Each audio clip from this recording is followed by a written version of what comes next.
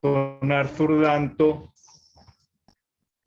que es de alguna forma el responsable del título de este curso, después de la muerte del arte. Bien, para solamente comenzar a hacer la referencia general histórica, se habla o se dice como, algo así como un dicho común en la crítica, que la muerte del arte fue una idea de Hegel en las lecciones de filosofía estética. Realmente Hegel no dice esto en las lecciones, lo que dice es que el arte ha pasado, ¿no? Y a lo que se refiere Hegel posiblemente, siempre es posible interpretarlo, es que el arte, vamos a llamarlo así, cristiano, que nació desde el medioevo hasta el siglo IX, más o menos, su época comenzó en el siglo XIX, ya no es lo que suponía que era el arte. El arte se supone que debía de representar el espíritu de un pueblo, junto con la religión y la filosofía, y sin embargo el arte ya no hace eso, ya el arte no representa el cristianismo que representaba, sino quiere, ya Hegel se da cuenta de esto, representarse a sí mismo y volcarse sobre sí mismo. Esto es un poco consecuencia de la estética kantiana, del arte en general, cuando el arte rompe con la idea de representar lo bello y lo bueno, como lo hizo hasta el siglo XVIII, y entonces quiere representar la belleza o el arte en sí mismo. Aquella idea del arte por el arte es la máxima representación de esto. Esto Hegel todavía no lo verá, pero es un poco la idea de esto. Entonces lo que Hegel dice es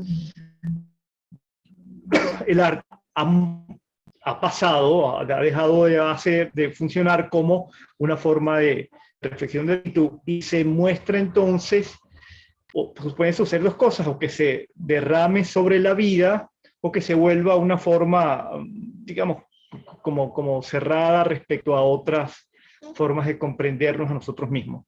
Esto Hegel lo deja como abierto, pero podríamos pensar que una de las formas es que el arte desaparece como una forma de representación objetiva y se vuelve parte de la vida. Algo de esto vamos a ver, que quiere señalar un poco Gianni Vattimo cuando lo veamos. Entonces, esta idea de Danto radicaliza un poco esto y propone, como lo vamos a ver, que ha muerto una forma de comprender el arte. No ha muerto el arte, como creo que Leonor decía enfáticamente que el arte nunca muere. Sí, que yo creo que es lo mismo. Lo que ha muerto es una forma de entender el arte, lo que Danto llama metarrelatos. Vamos a ver esto un poco, lo que quiere hacer Danto en este primer capítulo, para entender en qué consiste este paso del arte moderno, fundamentalmente, que sería el último gran arte dentro de la historia del arte, a esta nueva forma de tratar de entender el arte. Digo tratarlo porque todavía no sabemos bien cómo pensarlo y cómo asumirlo. Voy a compartir la pantalla para que veamos una presentación que les preparé.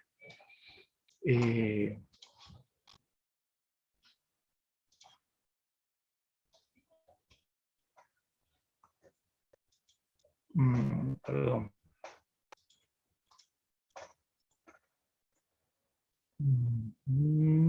Aquí está. Esto se me movió.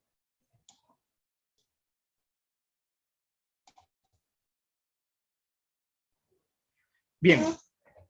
¿La ven? ¿La tienen a ojos? Sí. Sí.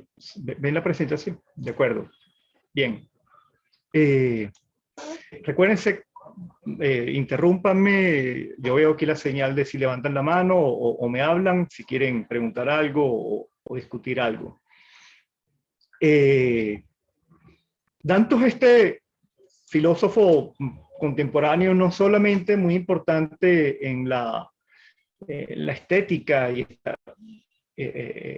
esfuerzo inmenso que hace por tratar de entender el arte contemporáneo, sino es un filósofo que comenzó haciendo filosofía analítica, como la mayoría de los filósofos norteamericanos, que es esta filosofía muy basada en la lógica, en el análisis del lenguaje, pero después comenzó a dar un giro, estudió Hegel, tiene un libro sobre Hegel, y en el segundo capítulo lo relata un poco, se metió a filósofo de la estética, lo que le dio el nombre grande que tiene, pues, ¿no? Y es uno de los grandes pensadores de la estética contemporánea. Podemos mostrar este esquema para señalar un poco los momentos que Danto quiere mostrarnos. Esto es como un resumen un poco de lo que habla aquí.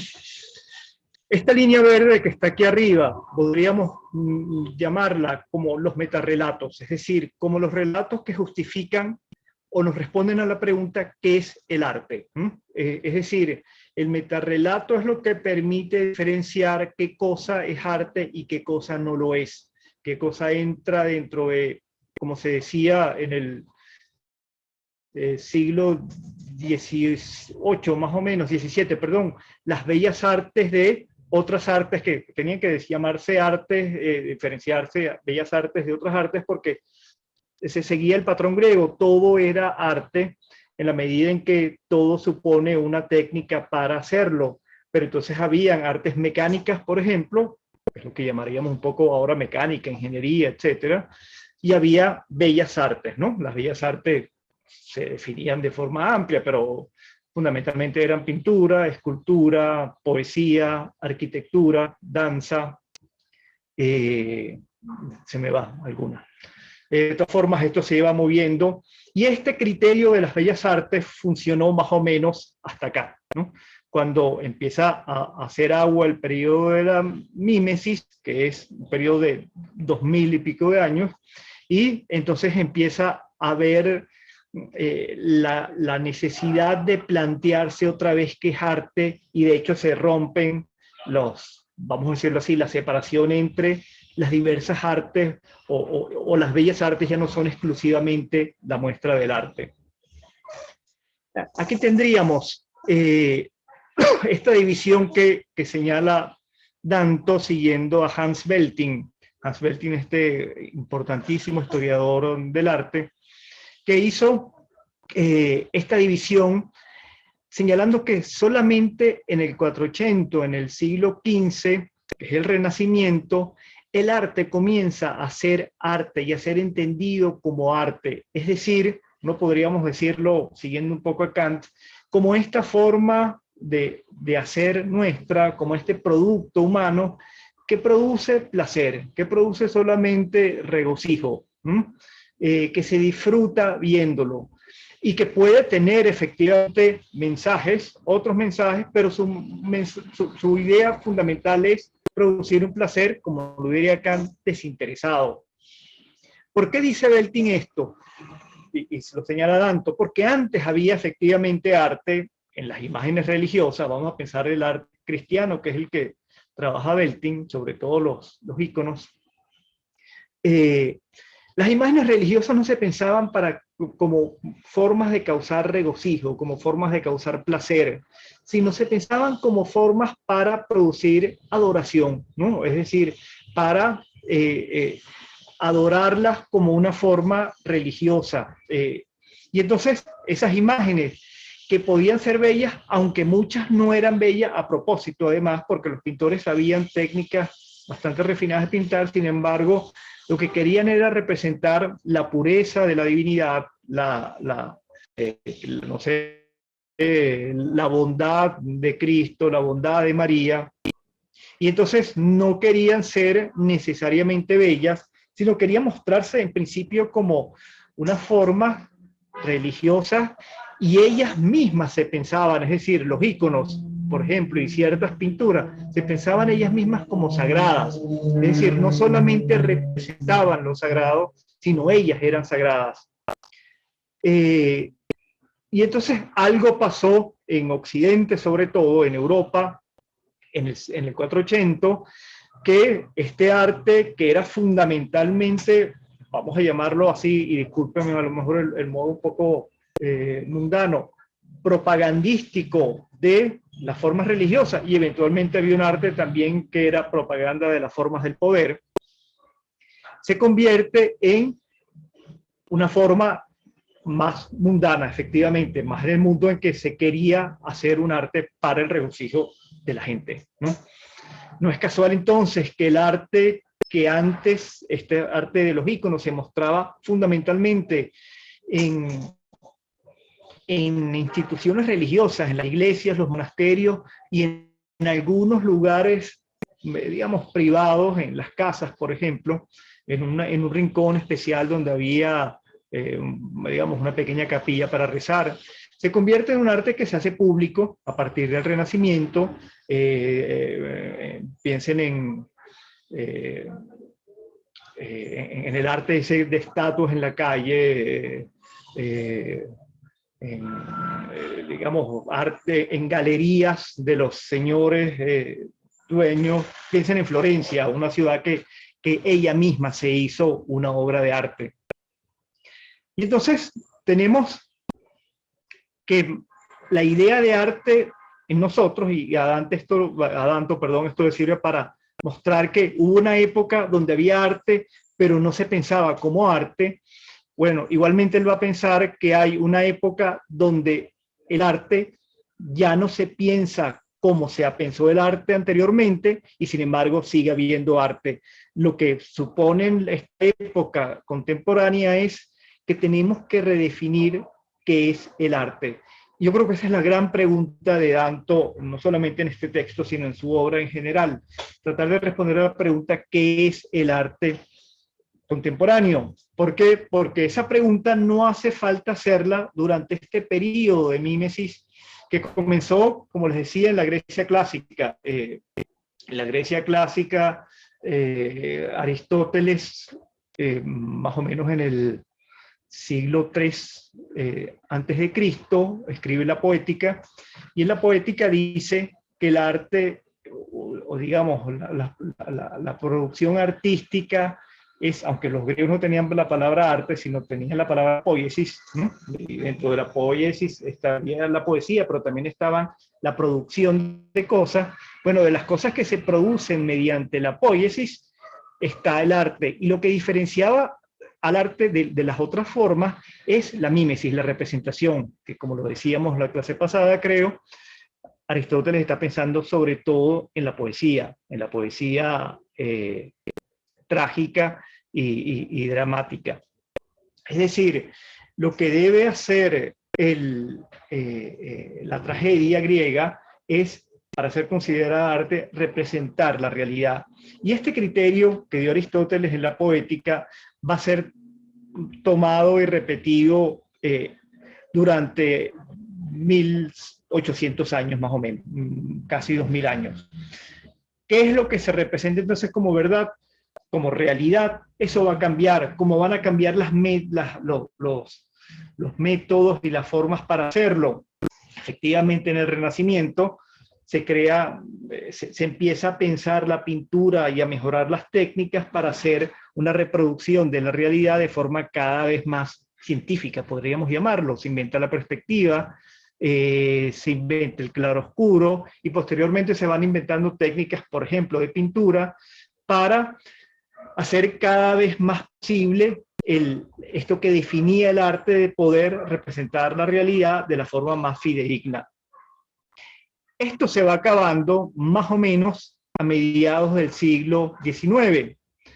¿Qué pasa a partir del siglo XIX? Bueno, que los pintores, vamos a hablar de la pintura, pero esto también se podría hablar en la literatura, de forma muy clara, en la novela francesa. Los pintores piensan a necesariamente buscar o seguir las técnicas para representar mejor la realidad, sino a representar otras cosas. No sé, pienso, Monet quería representar la luz, y por eso hizo tantas pinturas sin importar la forma, el dibujo exacto, sin importar que se vea la brocha, más bien querían mostrarlo, que se viera el rastro de los pinceles. Y esto abre entonces lo que podemos llamar el arte moderno. El arte moderno es este arte que comienza más o menos en 1880 y dura hasta 1960.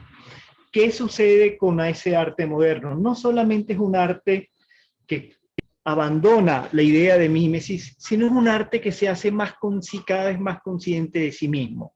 ¿Qué quiero o qué quiere decir Danto con esto? Es un arte que deja de preocuparse por representar la realidad y empieza a preocuparse por la misma forma de la representación, por los mismos medios de la representación. Y entonces se va separando del viejo y largo metarrelato de la mímesis y trata entonces de encontrar metarrelatos particulares que puedan definir qué es arte. Empiezan a surgir todas las vanguardias del final del siglo XIX y principio del siglo XX, donde más o menos cada una de ellas tenía una forma de definirse a sí misma, pero definiéndose a sí misma también definían qué era el arte.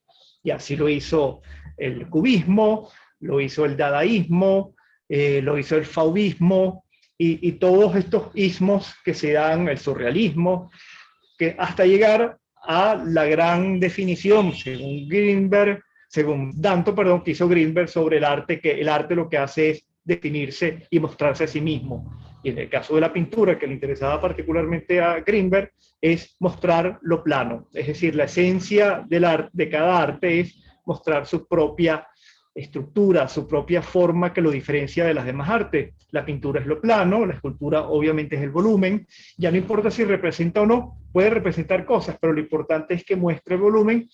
Y podríamos decirlo, Greenberg no lo dice de forma explícita, por lo menos no en lo que yo he leído. Podríamos decirlo también, esto pasa en la literatura. La literatura poco a poco deja de plantearse hablar sobre la realidad y habla sobre los medios de lo literario, ¿no? De la forma literaria. Piensen en una novela como En búsqueda del tiempo perdido, que es algo así como literatura sobre el narrar. El protagonista del búsqueda del tiempo perdido es la memoria y es la narración que se hace sobre esa memoria. Y ya no es tanto los personajes que terminan cambiando y difuminándose, sobre todo al final. De modo o piensen en el Ulises de James Joyce, que está basado además en literatura, trata de hacer una revisión, vamos a decirlo así, de la Odisea, y lo que hace es una revisión también del lenguaje y de las formas de narración. Y esto sucede obviamente también por la poesía. Entonces este cambio que se da en el arte moderno y sucede también en el contemporáneo, que es el de preguntarse sobre qué es el arte. En el arte moderno se dan diversas formas de hacerlo, esto es lo que se llaman las vanguardias y la época de los manifiestos, y en el arte contemporáneo se va a dar un giro importante de esto. Vamos a ver qué nos propone Danto. No sé si tienen alguna pregunta sobre esto. Más o menos me expliqué un poco con el esquema. Bien. Profe, a mí se me ocurre una pregunta. Sí. Ajá, que siempre todo parte de la pintura y yo siempre me he preguntado qué rol juega la escultura en todo este paradigma greenberiano. Si es algo incluso que vale la pena preguntarse, ya que obviamente, o sea, estamos trabajando estamos aceptando que Greenberg como que lideró ese movimiento, ese discurso moderno para poder comprenderlo. Correcto, Pero sí. siempre me pregunto, pues, bueno, ¿y entonces qué pasa con la escultura y con la tercera dimensión? No, lo que Greenberg diría es, porque Greenberg habla sobre la pintura, esto que se llama expresionismo abstracto, que como bien dice Danto, a él no le gustaba mucho la definición. Pero Greenberg lo dice también sobre las otras artes, es decir, todas las artes, eso lo vamos a leer a Greenberg, todas las artes deben de buscar identificar su forma propia. Y en el caso de la escultura, por ejemplo, es el volumen. Y me imagino a Greenberg pensando en Moore, por ejemplo, ¿no? Que que hace representaciones y les pone incluso títulos representativos, la madre, pero en Moore uno puede ver un trabajo sobre el volumen, o Calder, ¿no? Donde ya no importa ni siquiera la representación, sino el juego en el espacio, piensa en los móviles, ¿no? Entonces cada arte, por eso yo señalaba, metí aquí un poco lo de la literatura y la literatura en general, narrativa y poesía, que son artes que se vuelven sobre sí mismas, sobre el lenguaje y sobre las formas expresivas, y no se preocupan ya tanto por narrar vida, narrar... piensen esto, yo creo que un buen ejemplo de esto es esta película de Scorsese, de Irishman, ¿no? El irlandés, o sea, la vieron en Netflix. Esta es una película sobre el cine, no es una película sobre mafioso, o yo creo que no es una película sobre mafioso, es una película sobre el cine y sobre todo sobre su propio cine, ¿no? Sobre el propio cine entonces, el tema parece ser una historia de mafioso, pero yo creo que más bien es una película en homenaje al cine y en homenaje a su cine, que además se lo merece porque es bien bueno, es uno de los mejores cines contemporáneos. No sé si me explico. Sí, profe, esta cosa que gracias. dice... Yo hasta me acordé ahorita y hice referencia a un libro que él también, Greenberg, apoyaba la obra de Anthony Caro, y eso como que y eso con lo que usted me acaba de decir, como que me ubica otra vez en un plano más amplio Vale. de la pintura. Gracias. Sí, sí. Claro, Greenberg lo dice claramente. Lo que debe hacer cada arte es tratar de encontrar cuál es su esencia, su naturaleza fundamental y desarrollarla, ¿no? Bien, ¿alguien más? ¿Tiene alguna duda? Yo lo saco por acá atrás. Por favor, vamos a... Cierren, recuérdense por favor cerrar los micrófonos, a menos que quieran preguntar. Bien, continuamos entonces. Vamos a seguir con Danto.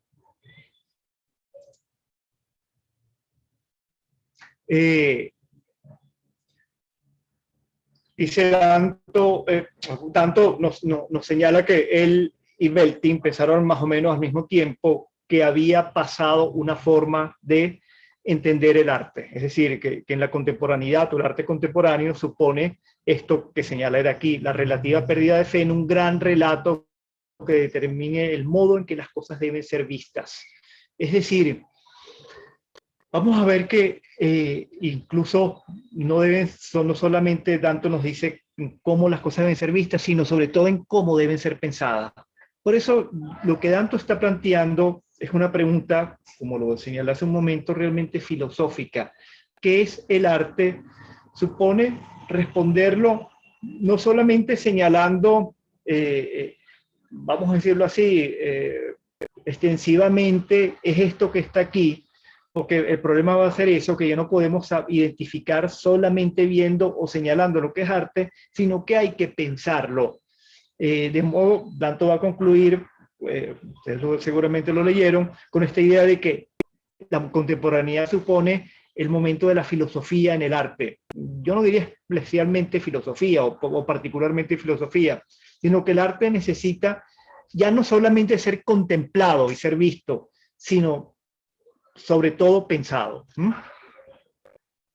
Dice Danto, pero ahora que Belting ha llegado a la idea de un arte anterior al comienzo del arte, debemos pensar en el arte después del fin del arte, como si estuviésemos en una transición desde la era del arte hacia otra cosa, cuya forma y estructura exacta aún se debe entender. ¿Qué es lo que sugiere Danto aquí?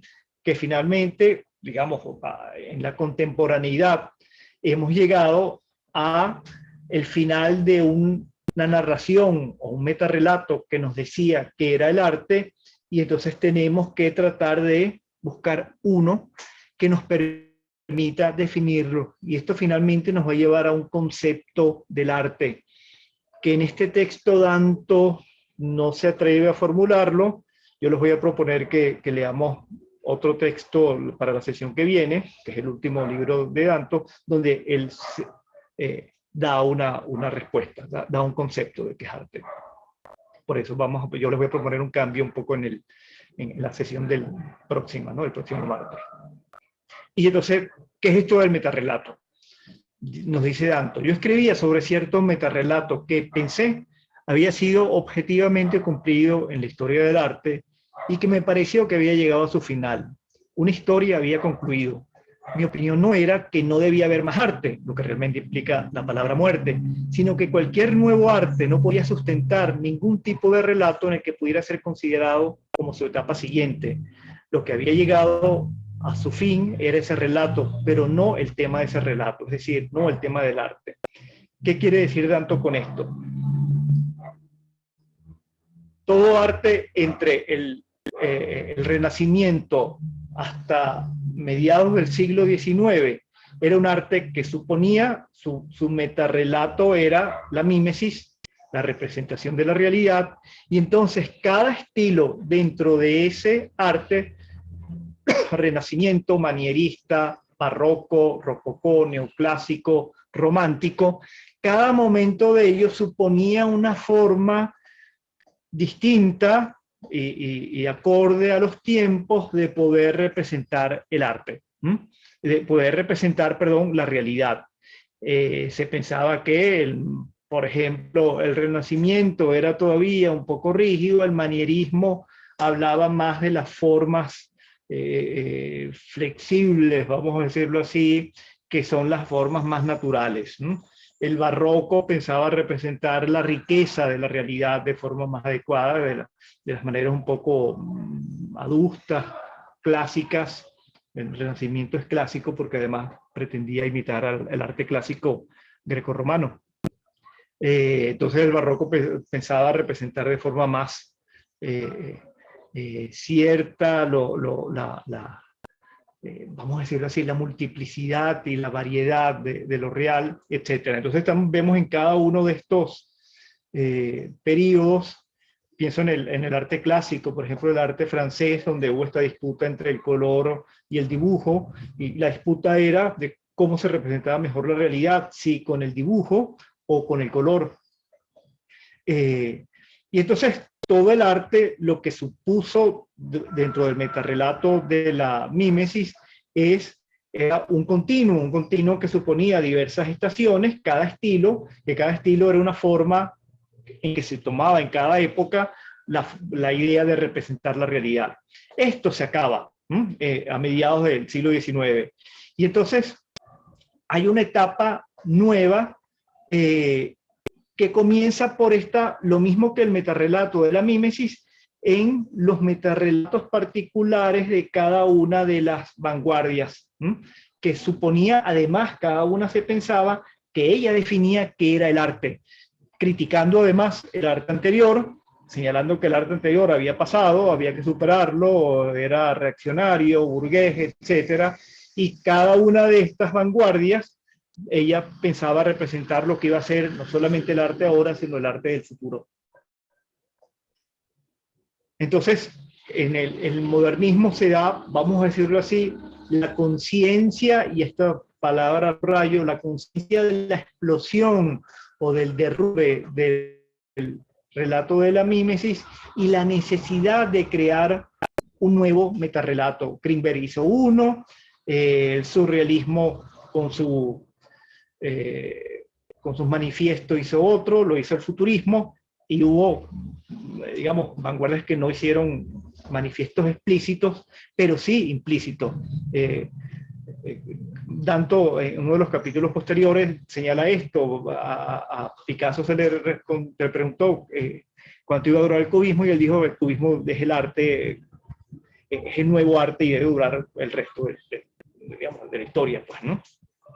Es decir, que sin que hubiese explícitamente manifiestos, se manifestaba cada corriente que era la culminación del arte, vamos a decirlo así. Y esto significaba además la culminación de la historia.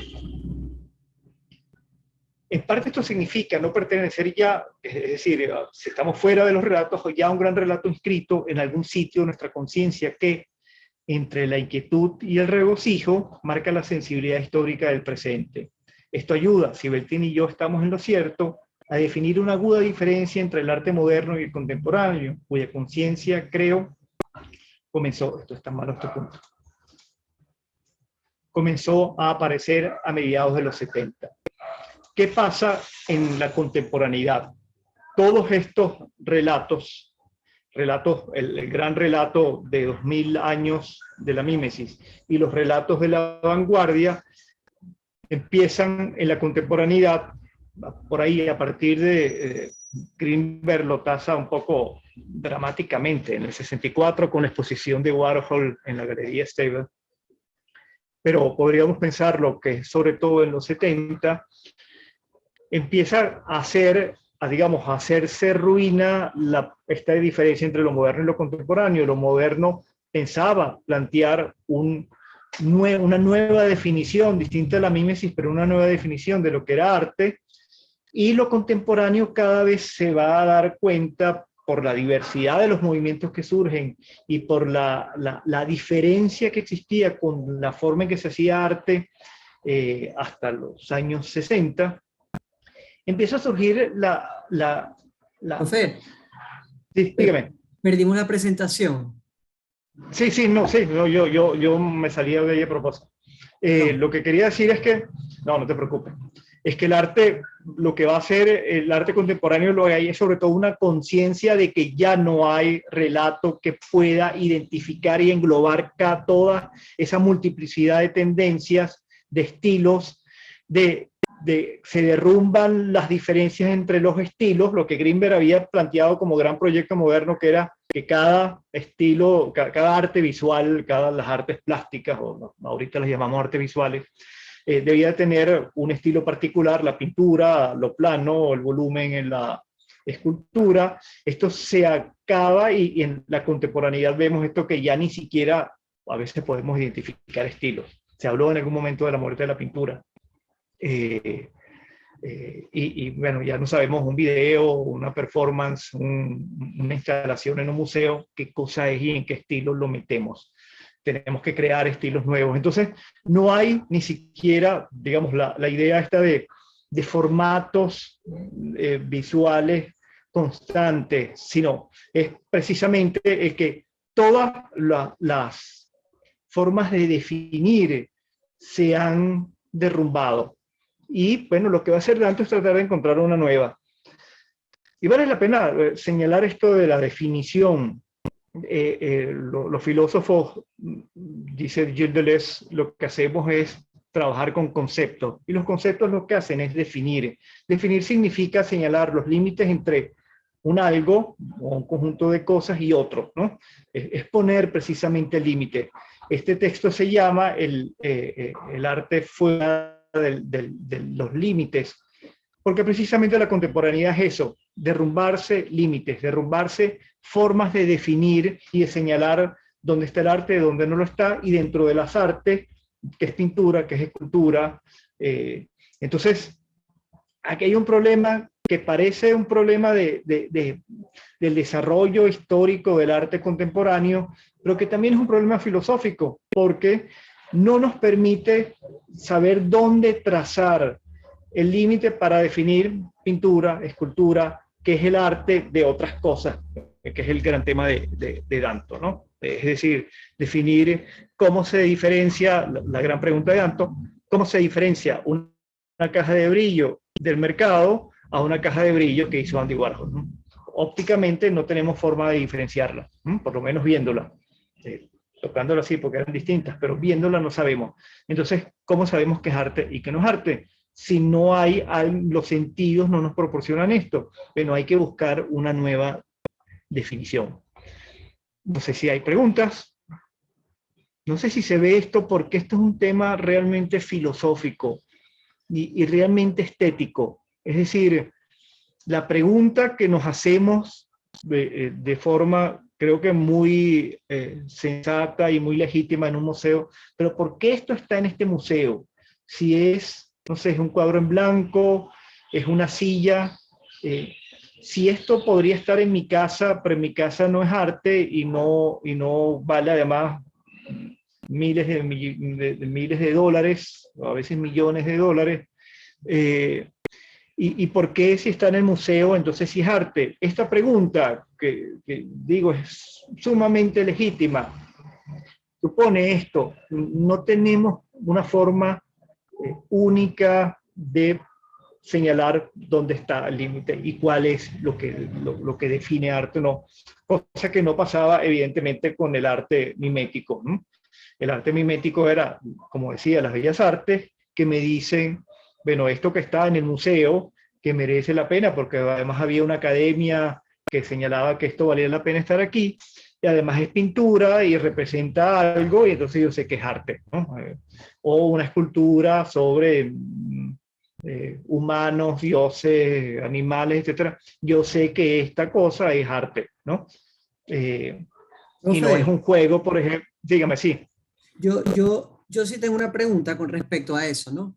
A mí me pareció muy interesante la página 28 que dice, el paradigma de lo contemporáneo es el collage, tal como fue definido por Max Ernst, Uh -huh. eh, donde él explica que es el encuentro de dos realidades distantes en un plano ajeno a ambas, y que hoy en día la diferencia es que ya, bueno, hace 20 años, la diferencia es que ya no hay un plano diferente para distinguir realidades artísticas, ni esas Claro. realidades son tan distantes entre sí. Y, Ajá. y él dice esto para explicar la ubicación de una obra en un museo y que Ajá. ya los museos se adaptan, en vez de crear las reglas, se adaptan al arte. Claro. Pero hay algo, yo no Uh pienso -huh. que, yo no estoy seguro, ¿verdad? Que los museos se ajusten tan fácilmente. Yo pienso que los museos tienen sus colecciones, sus tendencias, y esta parte Sí, como que no me hace ruido, pues. sí. Pero es cierto que los museos, vamos a pensar en la idea de museo, que es esta forma ordenada, tanto pone el ejemplo, ¿no? Estaba en Nueva York la Galería de Arte, ¿cómo que se llama? El Museo Metropolitano, donde está el arte del siglo XIX, del siglo XIX y pasado, pues, ¿no? El arte histórico, vamos a llamarlo así. Y después estaba el Museo de Arte Moderno, donde está, como decía Danto, el arte que se inaugura en los años 40, 30, 40, está el arte donde que está, es el arte actual, como dice Danto, es nuestro arte. En el museo, en el Metropolitan, no entraban cuadros del arte moderno. En el arte, en el museo, en el MoMA, no entran pinturas del siglo XIX, ¿no? Es decir, los museos estaban pensados como una forma donde había una manera, sea porque tenían un tema particular, Museo de Arte Moderno o Museo de Arte Contemporáneo, o, por ejemplo, dentro de un museo habían diversas salas donde se organizaba el arte, generalmente de forma histórica. O sea, piensa en los grandes museos, el Louvre, el Museo del Prado, donde se organiza cronológicamente o por áreas geográficas digamos, las obras de arte. Tienen una forma, de nuevo, de definirlas. Este es el arte flamenco, este es el arte, qué sé yo, italiano, o el arte español, o históricamente, ¿no? No sé, en el Louvre está una sala griega, una sala egipcia, el arte de la Revolución Francesa, el arte, como decíamos, flamenco, etc. Hay una organización. ¿Qué pasa con el museo o con los museos ahora? Claro, sigue existiendo el Louvre y sigue existiendo el Prado, pero el museo ahora no tiene un criterio único de definición, sino es el criterio que establezca el curador o el director del museo. Danto lo señala esto al final, cuando dice el Museo de Arte Moderno dejó de comprar o dejó de exponer la colección ahorita no recuerdo, unos pintores modernos, Klimt y no recuerdo el otro, y decidió comprar una colección de arte contemporáneo, y eso causó un escándalo inmenso en el MoMA, ¿no? O sea, como el MoMA, que es el museo de nuestro arte, del arte moderno, iba ahora a meter un arte que es muy raro y no es nada moderno, ¿no? Donde habían cosas que no eran ni siquiera definibles artísticamente, ¿no? Objetos de uso cotidiano. Entonces, Lo que ha sucedido es, lo vamos a hablar un poco más adelante, esta idea del Museo Imaginario de Malraux. Malraux es el gran novelista francés, intelectual francés, que señalaba esto. Ya el museo no tiene estas definiciones, sino es lo que querramos poner en él. Y esto que decía Malraux en los 60, lo hacen los museos ahorita. En un museo puede haber diversas obras de diversos estilos, de diversas épocas, y quien explique por qué está así será la curaduría o los artistas que participan en él, o los comisarios del museo, etc.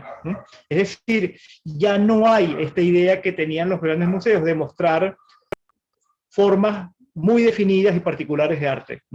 Ahora los museos, y sobre todo, claro, los museos de arte contemporáneo, no tienen el criterio para mostrar un estilo o un momento histórico o el arte de un solo lugar, ¿no? Sino se ha de nuevo disuelto los márgenes. Y entonces sucede esto que señala aquí con respecto a lo del collage de Max Ernst. Ya son dos cosas distintas que entran en un solo espacio, ¿no? En un solo lugar, confluyen en un solo lugar.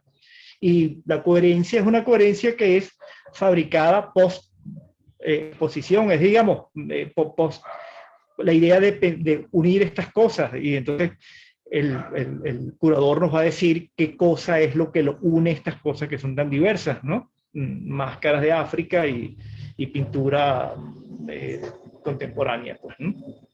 ¿Pero por qué? Porque ya no hay la posibilidad de un relato que me permita diferenciar las distintas maneras de hacerlo, ¿no? De pensarlo. De modo que en un museo de arte contemporáneo puede entrar también arte del Renacimiento, lo que no sucedería en el museo mismo, en que el arte del Renacimiento no va a estar dentro de la sala de Egipto, del antiguo Egipto, ¿no?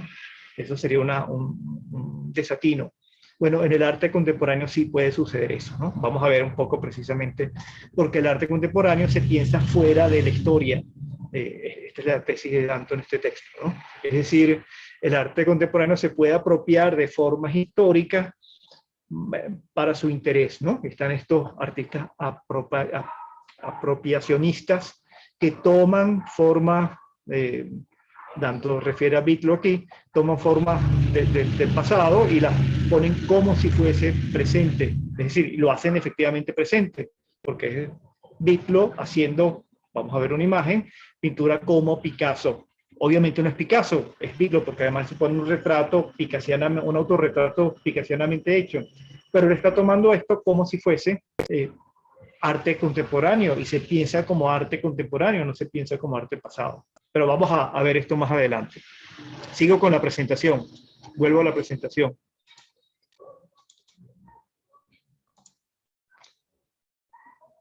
Bien.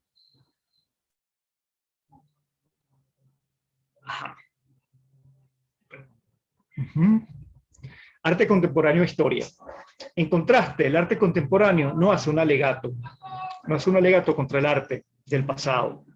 Es decir, el arte contemporáneo, contrario al arte moderno, que el arte moderno, como lo decíamos, niega el arte pasado, pelea contra el arte pasado y quiere anunciarse él como el arte del porvenir, el arte del futuro y el verdadero arte, por cierto. El arte contemporáneo no tiene esto, no tiene sentido que el pasado sea algo de lo cual hay que liberarse, incluso aunque sea absolutamente diferente del arte moderno en general. En cierto sentido, lo que define al arte contemporáneo es que dispone del arte del pasado para su uso, que los artistas le quieran dar. Y entonces está esta idea del museo, que tú señalabas, la cita que hiciste ahorita sobre el collage de Ernst está arriba. Dice Danto, la percepción básica del espíritu contemporáneo se formó sobre el principio de un museo, yo pongo entre paréntesis, el museo imaginario. Se me borró esto. Perdón. Esto está como cambiado. Ajá. El museo imaginario en donde todo arte tiene su propio lugar, donde no hay ningún criterio a priori acerca de cómo el arte deba verse y donde no hay un relato al que los contenidos del museo se deban ajustar. Esto es lo que suponen los museos vamos a decirlo así, del arte anterior, del arte hasta la modernidad. Cada arte debía de tener su forma de presentarse, cada época, cada arte de un lugar particular debía de tener su propio espacio. En Venezuela tenemos la Galería de Arte Nacional, que recogió el arte nacional desde las primeras formas de la colonia hasta el presente.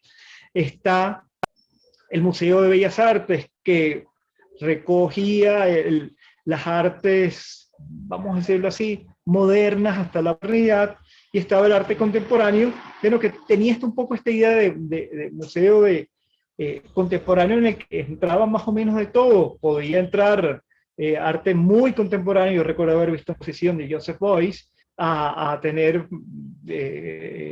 pinturas de Cézanne y de Picasso, etc.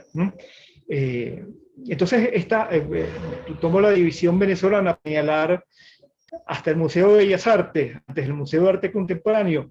Cada forma de artística tenía su lugar de presentación. Esto desaparece. ¿Pero por qué desaparece? Porque ya no hay un criterio a priori, como lo señala aquí Danto, donde ubicar la obra de arte, sino es a posteriori. Como decía, el curador va a plantear la forma en que eso se haga, el curador y el artista. Vamos a ver estos ejemplos que pone,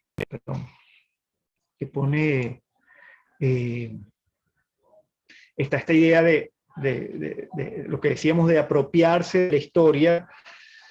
Andy Warhol hizo unas cajas de brillo que eran iguales a las cajas de brillo de los supermercados, de las esponjas estas metálicas. Y Mike Bigelow se apropió de las cajas de brillo de Warhol e hizo unas cajas de brillo no de Warhol, sino de Mike Bigelow. Fíjense cómo se da esta idea de ya no hay ni siquiera idea, pareciera no haberlo, de legitimidad. El arte contemporáneo se puede apropiar de las otras artes también.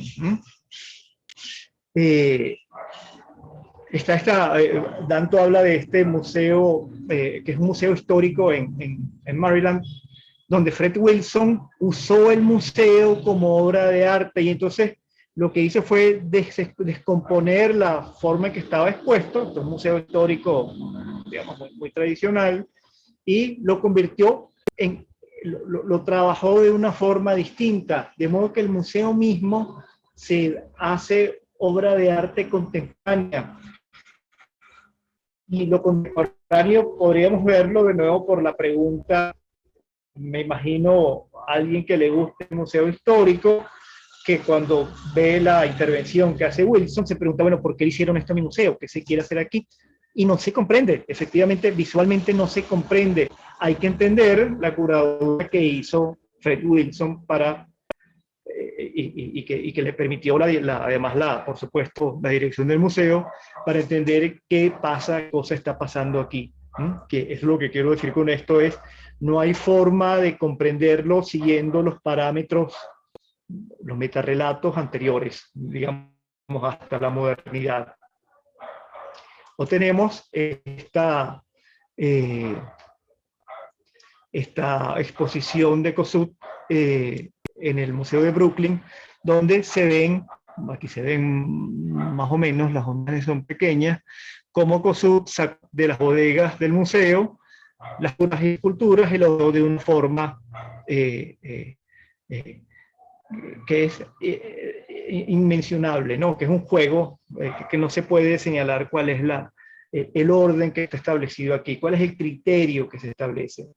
Esto que hace Kossuth en este museo de Brooklyn es lo que ha sucedido en el arte contemporáneo en general. Es decir, Kossuth está exponiendo en esta forma de organizar el museo lo que sucede con el arte contemporáneo. No hay un criterio para señalar cuál es la forma adecuada, qué es lo que debe ser, cuál es el límite entre arte y no arte, cuál es el límite entre las distintas formas de arte, entre los distintos estilos históricos, etc.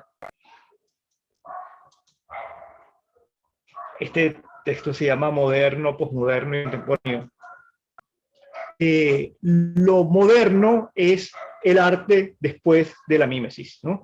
Y para Danto, Manet es el primero que plantea las formas de no hacer una obra necesariamente mimética, sino que represente otras cosas, piensa Danto, se representan las formas de la pintura, es decir, se está representando, como lo decíamos que sucede con la novela. Manet quiere hacer es cómo se pinta, y mostrar cómo, digamos, cuál es la forma, quiere mostrar la pintura y no mostrar lo que señalaba el paradigma de Alberti, que la obra de arte debía ser como una ventana que mostrara la realidad. Bueno, ahora la ventana, el rectángulo, para Manet no es mostrar la realidad, sino mostrar la pintura, ¿no? O en el último caso una realidad pintada, pero no quiere esconder, no quiere usar las herramientas que se usaron durante el periodo de la mímesis para ocultar que esto fuera una pintura y hacerlo lo más real, sino quiere mostrar que esto es una pintura, es decir, la ventana no representa ahora algo distinto al arte, sino quiere mostrarse arte. Y entonces aquí, piensa Danto, se da el giro fundamental, donde ya el arte no representa la realidad, sino quiere verse a sí mismo. Por eso surge esto que hemos llamado la autoconciencia, ¿no? La modernidad es, pues lo señala él hablando de la modernidad filosófica de Descartes y de Kant, es conciencia de sí mismo. La modernidad es la era del yo, es decir, del sujeto. La posmodernidad es la idea del sujeto que se está disolviendo.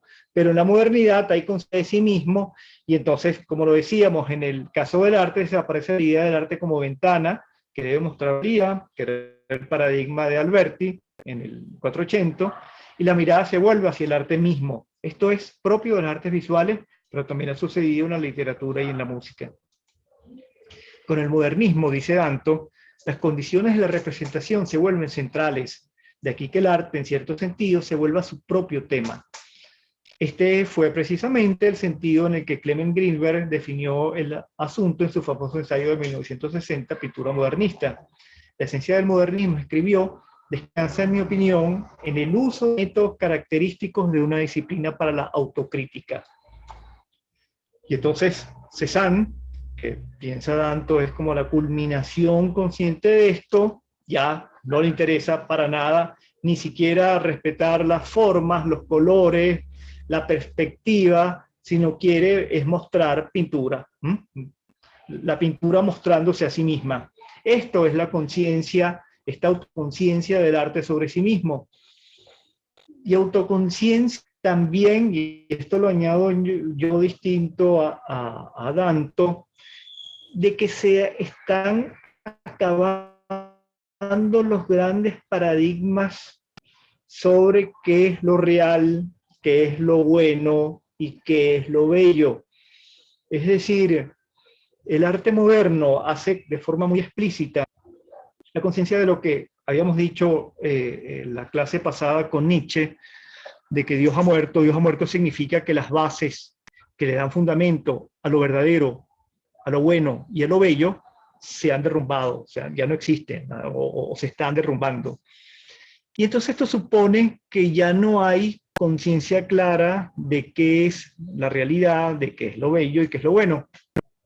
De modo que esta idea de Danto, de que el arte, y de Greenberg también, de que el arte cada vez se hace más consciente de sí mismo, es precisamente, yo creo que conciencia del, sí, vamos a llamarlo así, del derrumbe. Hay un autor, un filósofo, que señala esto, ahorita me acuerdo del nombre, dice pensador, que solamente somos, digamos, la conciencia aparece cuando hay problemas. Es decir, uno no es consciente de su estómago hasta que le duele, pero el estómago está ahí funcionando o dejando de funcionar, haciendo su trabajo, y no nos damos cuenta de que tenemos estómago y no nos preocupamos por él, nos preocupamos por él cuando hay un problema. Es decir, la conciencia surge cuando hay problema, si no, no surgiría. De modo que esta conciencia del arte sobre sí misma habría que pensarla como también señalarnos que hay una crisis importante. Vaya, pues sobre todo estamos hablando del arte occidental y en este caso del arte europeo, casi podríamos decirlo centrado en Francia, en el siglo XIX. Hay mucha conciencia del arte, hay mucha conciencia sobre qué es la pintura y qué debe mostrar la pintura. Y esto supone que precisamente hay una crisis histórica que la anunciaba Hegel con esta idea de que el arte ya pasó, ¿no? Y entonces hay que reinventar qué es el arte, porque el concepto que teníamos, como el arte que representaba lo bello y lo bueno, que en el mundo cristiano es los valores y la realidad, vamos a decirlo así, de la Europa cristiana, ya ha dejado de tener sentido. Y entonces hay que reinventar lo que se muestra y hay que reinventar la forma en que se muestra también. Por eso es tan alta la conciencia que hay. Van Gogh también en muchos momentos en que se violentan las formas de la pintura representativa, ¿no? De manera además muy consciente, ¿no? Esta idea de esta cosa de Van Gogh de alterar, por ejemplo, los colores y hacer estos colores totalmente desquiciados, vamos a decirlo así, a la representación de la realidad, de mostrar los trazos de la brocha, como lo decíamos, del pincel, cuando habían maneras más bien en el arte hasta el comienzo del siglo XIX de esconder el trazo, de que no se viera los trazos del pincel. El modernismo está marcado, dice Danto, por el ascenso a un nuevo nivel de conciencia, reflejado en la pintura como un tipo de discontinuidad, como si acentuar la representación mimética se hubiera vuelto menos importante que otro tipo de reflexión sobre los sentidos y los métodos de la representación, y creo que también sobre lo que se representa, ¿no? Fíjense esto que es casi contemporáneo de Gauguin. ¿Por qué digo casi contemporáneo? Porque Gauguin no solamente hace estas figuras planas, sino que además está efectivamente apropiándose del arte egipcio, con estas figuras totalmente planas en posiciones que tienen las pinturas de los templos de Egipto hace 2.000-3.000 años. Entonces, en este sentido, Gauguin se muestra aquí no solamente moderno, es un artista que entra dentro de la modernidad, sino de alguna forma contemporáneo. Jean-François Lyotard dice en este texto que se llama La modernidad explicada para los niños, que todo arte moderno debe realmente hacerse arte contemporáneo en la medida en que disuelva las formas del arte anterior. Es decir, cuando Picasso hace cubismo, está destruyendo la manera de representar la figura, de modo que Picasso está haciendo en ese sentido también posmoderno, porque está destruyendo formas anteriores. Toda la posmodernidad, digamos, para seguir con Lyotard, significaría disolver las reglas de producción de diversos lenguajes, del lenguaje de la pintura, del lenguaje de la escritura, del lenguaje de la ciencia, del lenguaje cotidiano, y entonces supondría crear nuevas reglas y proponer nuevas reglas, de modo que a mí me gusta mucho esta frase en este libro: todo moderno, todo gesto moderno debe ser, o hay que pensarlo al mismo tiempo también como posmoderno.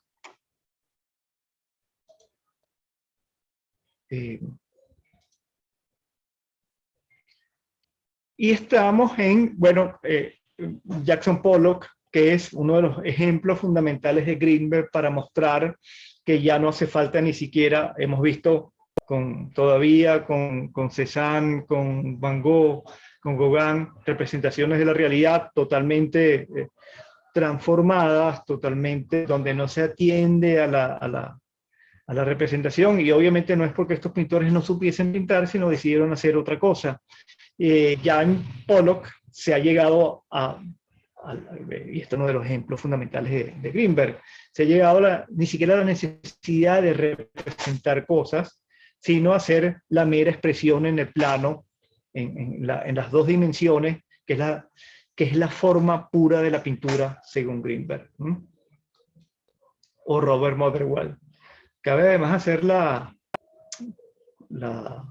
nota a pie de página de que todos estos señores del abstraccionismo, Pollock, Motherwell, Rothko, eran además amigos, todos venían más o menos de Black Mountain o se habían formado ahí o tenían que ver con ella, que es esta gran escuela de arte, y además todos eran amigos entre ellos, y Greenberg era amigo de ellos y se encontraban, salían de paseo, etc.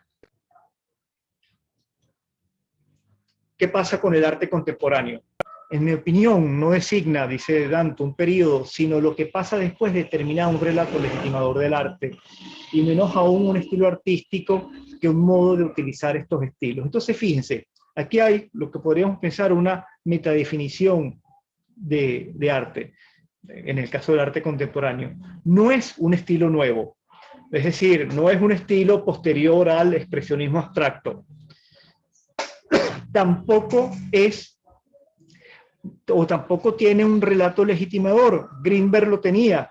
Las artes deben buscar su forma más pura y ser autocríticas con respecto a ella. Entonces la pintura debe ser crítica con la pintura, la escultura con la escultura, etcétera. La literatura con la literatura. Lo que dice aquí Danto es que no hay un periodo, lo contemporáneo no representa un periodo de avance o distinto al arte eterno, y tampoco supone un estilo artístico, un estilo que se pueda definir, como estaba definido el cubismo, como estaba definido el futurismo, como estaba definido el dadaísmo, fauvismo, etc. Sino es más bien un modo de utilizar estilos. Esta idea importante de la contemporaneidad, en que es este gran, como dicen los norteamericanos, este gran melting pot de estilos, de apropiaciones de otros artistas, de apropiaciones de objetos de lo real metidos dentro del arte. Y aquí vemos ese gran posmoderno que es Duchamp, con los ready-made, que utiliza cosas de la realidad y las mete dentro del arte, y las hace entonces, se apropia de ellas, pero cambiándoles el sentido. Entonces puso un urinario de forma horizontal y lo convirtió en una escultura. Claro, aquí hay un guiño también lúdico, de juego y de cinismo casi en Duchamp, pero hay esta idea de que lo que define algo, en ese sentido, por eso digo que Duchamp es un gran contemporáneo, no es un estilo particular o un periodo particular definido, sino es alterar todas las reglas de juego y, digamos, ya no hay reglas. Es un poco que además de esto lo va a señalar Danto. Esta instalación de Sarah Goldschmidt que se hizo en un museo en Suiza. ¿Dónde está lo artístico aquí? ¿Dónde comienza el arte o no? ¿Cuál es el arte? Y no sabemos, ¿no? Tenemos que acudir al pensarlo, ¿no? Y entonces por eso Danto nos dice a la filosofía, para definir, tratar de pensar qué cosa es esta, no sé si definirlo, Danto nos va a proponer una definición, pero para tratar de entender qué es esto, si no es solamente basura regada después de una fiesta en la galería, ¿no? Hay ese famoso, esto pasó en una galería, creo que en Italia, donde se había hecho una instalación por el estilo, y llegó el personal de limpieza que llegaba más temprano siempre, después del fin de semana, que se había hecho la inauguración, y recogió toda la instalación, pensando que era basura, y la puso en unas bolsas para que se la llevara el camión de la basura, ¿no? Porque los señores del aseo no sabían que los trastos que estaban ahí, ellos pensaron que era un montaje, los restos de un montaje que se había hecho, y era el montaje. Posmodernidad. Después del arte moderno, este arte que se hace cada vez más complejo, viene este momento de la posmodernidad. Y la posmodernidad es la conciencia de que precisamente la modernidad ha pasado, ¿no? Dice Danto, en el libro de Robert Venturi, Complejidad y Contradicción de la Arquitectura, Venturi fue uno de los primeros personas que utilizó este término de posmodernidad, si no el primero, 1966, había una valiosa fórmula. ¿Qué es lo posmoderno? Se pregunta Venturi, dice, elementos que son híbridos más que puros, comprometidos más que claros, ambiguos más que articulados, perversos y también interesantes. Pero me parece como interesante señalar esto de lo híbrido más que puro, comprometido más que claro, ambiguos más que articulados. La posmodernidad quiere mostrar que ya no tenemos definiciones claras de qué es lo moral, de qué es lo verdadero, de qué es lo bueno. Y entonces es más bien el territorio esto de lo ambiguo, de lo que ya no es puro. Recuérdense la pureza que quería Greenberg para cada arte, donde hay también perversidad, donde hay mucho juego.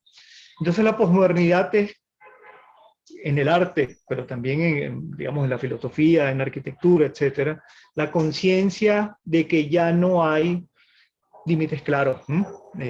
Lo que ya veíamos anunciado en el arte contemporáneo, en la posmodernidad se hace totalmente consciente. Digamos, la posmodernidad sería la conciencia de que ya la modernidad pasó, de que ya no estamos viviendo en la modernidad, por lo menos tal como la habíamos vivido hasta 1945. Pienso por esta idea de que la modernidad se acaba con Auschwitz, ¿no? Con los campos de exterminio. Es decir, toda idea de proyecto moderno no es pensable, al menos tal como se pensó hasta 1945.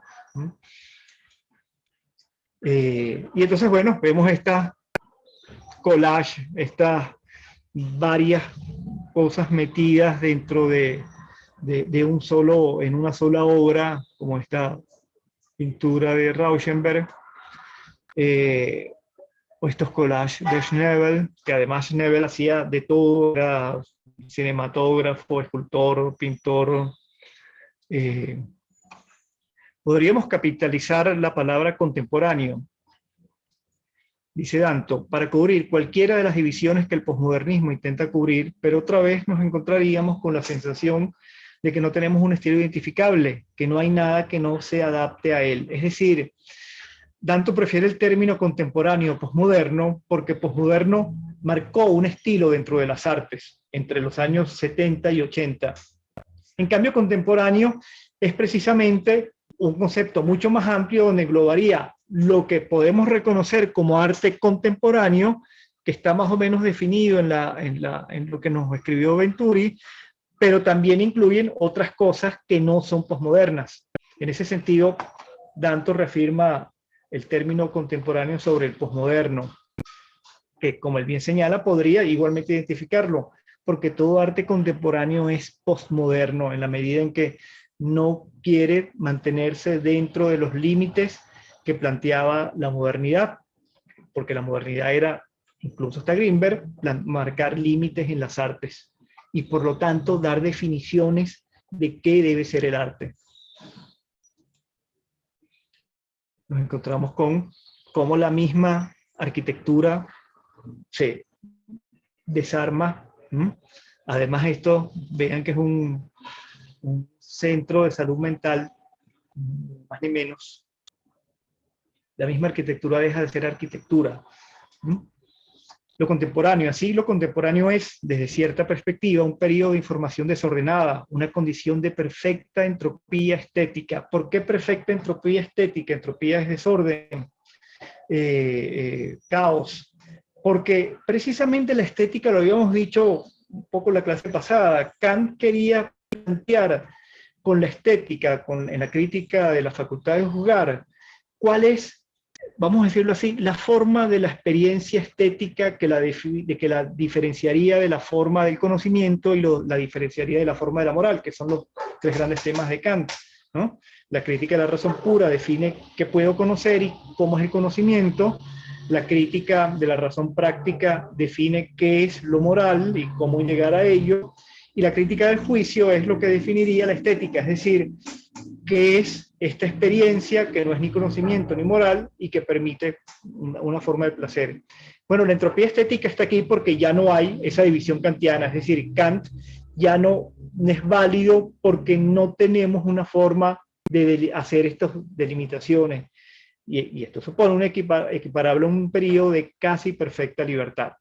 Hoy ya no existe más ese límite de la historia, esos límites de la historia. Todo está permitido. Como Bitlow, que copia un autorretrato de Picasso y se hace él mismo un autorretrato.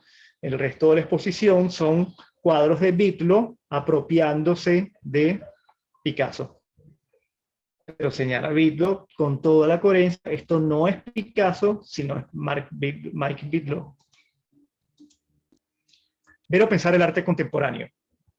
Para utilizar mi ejemplo favorito, no hay nada que marque una diferencia visible entre la Brillo Box de Andy Warhol y las cajas de brillo de los supermercados. Esto significa que ya no se podría enseñar el significado del arte a través de ejemplos. Es decir, usted no puede tomar, digamos, como se hacía en los libros de historia del arte, que mostraban arte del Renacimiento y ponían esculturas del Renacimiento, pinturas del Renacimiento, orfebrería del Renacimiento, y así con cada uno de los periodos históricos. Si usted quiere hacer un libro sobre arte contemporáneo, como los hay, va a encontrar de todo, innumerable cantidad de cosas, ¿no? Cosas que parecen pintura, cosas que parecen, como lo vimos ahorita, los restos de una fiesta, y entonces no hay una forma de señalar con un ejemplo, con una fotografía, que es arte y que no es, o que es arte contemporáneo distinto a otras formas de arte, es decir, tratar de mostrar cuál es un estilo particular. También implica que en la medida en que las apariencias fueran importantes, cualquier cosa podría ser una obra de arte, y que si se hiciese una investigación sobre qué es el arte, sería necesario dar un giro desde la experiencia sensible hacia el pensamiento. Esto significa, en resumen, que se debe dar un giro a la filosofía, hacia la filosofía. ¿Qué significa esto?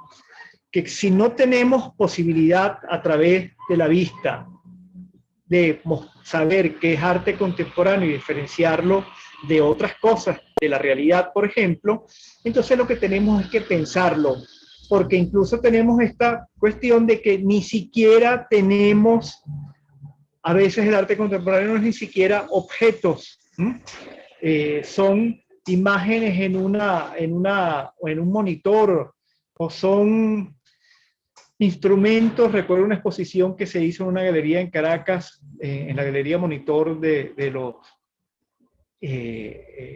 Galpones, un espacio cultural que se llama Los Galpones, donde estaban los instrumentos para hacer arte, y había que entrar a una sala oscura donde había un monitor donde esos instrumentos se actualizaban, se ponían, se mostraban qué cosas hacían, ¿no? Entonces, no tenemos ni siquiera, a veces el objeto en la contemporaneidad, el objeto artístico se ha disuelto, y uno puede pensar que de lo que se trata es de una experiencia. Ahora, entonces, ¿qué experiencia es estética y cuál no lo es? Bueno, precisamente por eso Danto dice que la contemporaneidad nos exige esta idea de una filosofía, ¿no? Es decir, de un pensar que es el arte y no solamente percibirlo. Él señala este ejemplo de la ampliación de un museo judío en Nueva York. Esta que está aquí, esta parte que está aquí, es la ampliación del museo. El equipo Kevin Roche de este escrito, de esta oficina de arquitectura, decidió copiar la fachada del museo, aunque adentro es otra cosa, ¿no? Como se observa aquí. ¿Qué pasa aquí? Bueno, que aquí estamos viendo arte contemporáneo, pero ustedes miran, pero esto parece más bien arte del siglo XIX, de estas casas de Nueva York. No, es arte contemporáneo, igual que Mike Bitlow se apropiaba de Picasso. Esto es arte posmoderno o contemporáneo, porque lo que se está haciendo es tomar un estilo y usarlo de una forma que puede ser cínica, puede ser lúdica, que es hacer una versión postmoderna, contemporánea, no solamente por el tiempo, sino porque supone apropiarse conscientemente de un estilo anterior. Y entonces, fíjense que aquí no hay diferencia con las formas arquitectónicas del siglo XIX, pero hay diferencia porque lo hicieron unos arquitectos suponiendo que quería mostrarse precisamente digamos, la discontinuidad que hay entre lo aparentemente igual y cómo se ve la diferencia. No se ve ópticamente porque es igual, sino se ve pensándola y entendiendo cuál es la propuesta arquitectónica que hizo esta oficina de arquitectos. No hay imperativos a priori sobre el aspecto de las obras de arte, pues cualquiera, sino que puede parecer cualquier cosa. Este único factor terminó con el proyecto modernista, pero también hizo estragos en esa institución central del mundo del arte llamada Museo de Bellas Artes, como lo señalábamos antes. Es decir, el Museo de Bellas Artes vamos a decirlo así, perdió su identidad y ahora los museos se convierten en algo en donde puede entrar cualquier cosa. Momento para una pregunta filosófica. La pregunta filosófica sobre la naturaleza del arte surgió dentro del arte cuando los artistas insistieron, presionaron contra los límites esto de los estilos, contra los límites de las formas diferenciadas de arte, pintura, escultura, después de los límites y descubrieron que estos cedían. Pero ahora que se han roto esos tegumentos, esas cosas que los diferenciaban, ahora que al menos ha sido alcanzada la visión de una autoconciencia, esa historia ha concluido. ¿Por qué ha concluido? Porque todo lo que venga posteriormente puede ser cualquier cosa, puede ser, como veíamos en la copia de la casa del siglo XIX, eso también puede entenderse como arte contemporáneo. Se ha liberado a sí misma de una carga que podría entregar a los filósofos. Entonces los artistas se libraron de la carga de la historia y fueron libres para hacer arte en cualquier sentido que desearan, con cualquier propósito que desearan o sin ninguno. Es decir, esta cosa es importante, esta idea, el arte ya no tiene sentidos, es decir, ya no tiene sentidos sobre qué debe ser, sobre qué es, sobre qué estilo debe tener, cómo lo debo diferenciar de otras formas de arte, y la gran pregunta de Danto es cómo lo puedo diferenciar incluso de la realidad.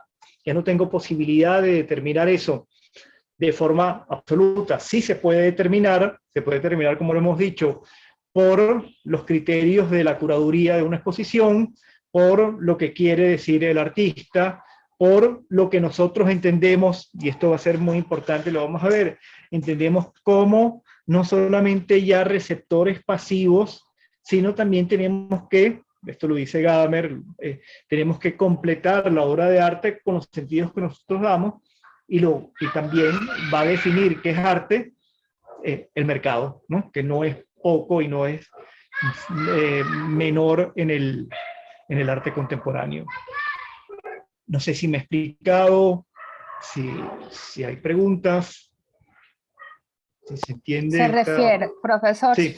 Se refiere Sí, al mercado, al valor comercial, al valor monetario, perdón, que le den a la obra, ¿no? Sí, pero también, sí, digamos, sí, claro, pero también el mercado en el sentido en que, digamos, las galerías que consideran que vale la pena exponer y por lo tanto vender en sus espacios y que es valioso para ellas para que puedan, entre otras cosas, cuáles son, digamos, más que nunca, creo yo no soy especialista en el mercado, ustedes lo van a ver esto con la profesora Lorenza González, pero más que nunca son importantísimos en el arte contemporáneo estas vedettes del arte,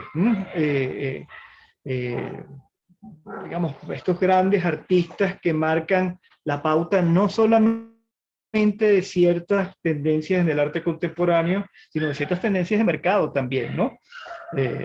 Damien Hirst es un ejemplo importante, Jeff Koons, en algún momento lo fue, creo que ya no lo es tanto, pero son artistas que marcan pautas no solamente estéticas, sino también comerciales, ¿no? Entonces, en este sentido, no es solamente, digamos, es el valor, ciertamente, Leonor, pero no es el valor meramente transaccional, como podría pensarse el valor de, no sé, del petróleo, sino supone también intervenciones del público, de quienes los compran, de los artistas, de las galerías, etcétera, ¿no? Una pregunta. Sí, sí. Bueno, ya estamos terminando y hemos hablado muchísimo, bueno, sobre el tema. Me encanta, ¿no? Fabuloso, sobre todo sobre la definición de tiempo, no tiempo, que es moderno, que es contemporáneo, la ruptura de todos los paradigmas de lo que es arte, que no es arte, perfecto, pero no sé si vamos a tocar un tema más adelante sobre la resistencia. Debe haber habido una gran resistencia, o existe, o ha sucedido a todo esto, como sucedió en su época con los impresionistas, pues Así hubo es. una gran resistencia. También debe haber una gran resistencia a aceptar que esa cantidad de basura en el piso era arte o es arte. Claro, así Tiene es. que haberla. Así es.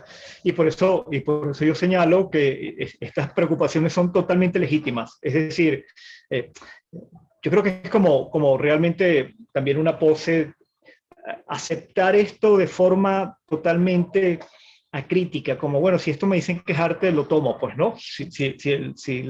El, la banana pegada a la pared con un tierro es arte, entonces pues, si me dicen que es arte, yo lo tomo como tal, ¿no?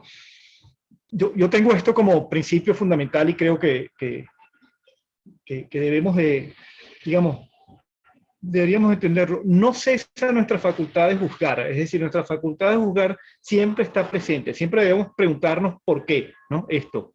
Siempre debemos preguntarnos, bueno, ¿por qué vale esto? Costó $125,000 la banana pegada a la pared, ¿no? Y bueno, creo que la pregunta es legítima y es legítima desde la perspectiva de Danto también, ¿no? Porque no tenemos criterios y entonces, bueno, no hay criterios absolutos, digamos, la falta de criterios no es que no hay criterios, hay criterios, pero son criterios plurales, ¿no?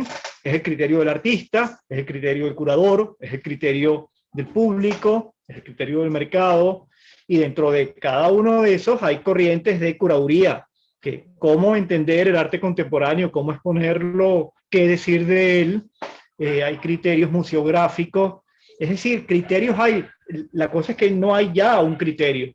Desde Aristóteles hasta, perdón, hasta el siglo XIX había un criterio sobre el arte, debe representar la realidad, y eso no existe. Entonces lo que existe es una pluralidad de criterios, y frente a esa pluralidad tenemos el derecho de juzgar. Claro, no podemos juzgar como jueces absolutos, nadie lo es, ningún curador lo es, ningún crítico de arte lo es. Entonces, de lo que se trata es más bien de manejarnos dentro de la pluralidad. Y sobre lo que señalabas de la molestia, del desagrado, ¿sí? Vamos a ver en la última sesión, para cerrar la cosa un poco amarga, vamos a ver con Baudrillard sobre la molestia que causa el arte contemporáneo, la indignación casi metafísica que señala él contra el arte contemporáneo, ¿no? Y otra última ocasión Sí. que quería decirle es que, digamos que es casi como hablar de que en el arte contemporáneo hemos hablado que hay una total libertad, ¿okay? Hay criterios amplios, abiertos, hay total libertad, pero también podría ser controversial porque estamos en una época donde yo no sé cómo decirlo más elegantemente, es la época borregos, estamos por las redes sociales, cualquier cosa que un artista famoso, una persona famosa diga que es bonito, es bello, entonces se crea la moda. Entonces, ¿hasta dónde tenemos libertad y hasta dónde estamos realmente como, digamos, controlados por los medios de comunicación, por la globalización, la manera en que fácilmente se controla a una humanidad entera prácticamente, a una sociedad, a una juventud o determinado grupo de edad según una propaganda, qué es arte, qué no es arte, qué consumir, qué no consumir como arte. Sí. Yo estoy de acuerdo con eso. Lo que sí señalaría, Leonor, es lo siguiente. A, a los impresionistas y después los postimpresionistas, Van Gogh, Gauguin, no se les permitía entrar en las exposiciones de la Academia Francesa, ¿no? Estaban vetados, no pudieron entrar, nunca pudieron exponer ahí. Al final Monet pudo llegar a exponer. Entonces, bueno, se creó un espacio distinto. Esto no debería suceder en el arte contemporáneo. Es decir, no debería haber cerrado un espacio porque no corresponde a. Es decir, en ese sentido ya no hay límite. Que existe esta forma, lo vamos a ver con Bátimo, más mediática, donde el arte o donde las formas artísticas de cierto grupo se imponen, sí es cierto, pero también podemos liberarnos de ella. A mí me da mucho más temor otra cosa, que es esto de lo políticamente correcto.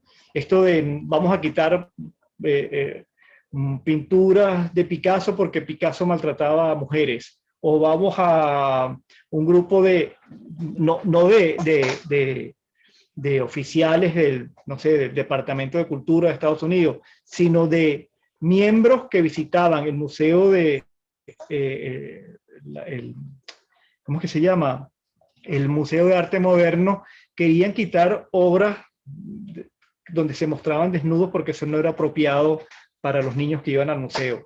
Sobre ese correctismo político me preocupa mucho más, que está como muy en boga, ¿no? Vamos a censurar. Es así como sí. Es así como la famosa tengo derecho a mi expresión. La quinta enmienda famosa de los Estados Unidos. Hay que respetar todo, mientras todos nos respetemos, deberíamos poder expresar y hacer el arte que queramos. Eso sería respetar en eso. Pero ya no se está haciendo, ¿no? Esto que se llama supresión, ¿no? Histórica. No se puede leer a Conrad, El corazón de las tinieblas, porque habla del maltrato de los africanos, y eso es políticamente inadecuado y no se lee en las escuelas, pues, ¿no? Esto me parece a mí terrible, pues, ¿no? Se quería tapar porque iba en Francia unas esculturas que se mostraban desnudos, taparlos porque venía un emir no sé, del Medio Oriente y no era adecuado que las viera. Está excesivo cuidado por lo políticamente correcto. A mí me parece más peligroso que el mercado, pues, ¿no?